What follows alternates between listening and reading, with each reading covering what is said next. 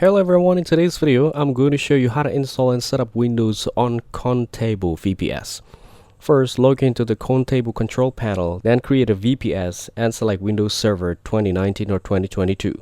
Now, choose the region and plan, complete the payment, and wait for the email with the IP address, username, and password. Next, on your PC, press Windows button plus R and type mstse. Then, enter the VPS IP address and click Connect. Now enter the username as administrator and use the password from the Contabo email. After that, accept the certificate warning. Now set the new administrator password, then choose a time zone and region. After that, let Windows finish the initial configuration.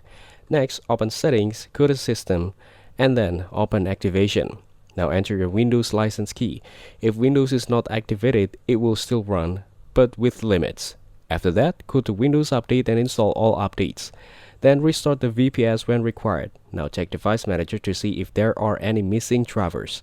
Next, change the RDP port, which is optional but recommended. Then enable Windows Firewall. After that, create a new admin user and disable the default login. Now set a strong password. Then, set the power plan to high performance. After that, disable unnecessary startup apps. Now adjust visual effects and select best performance.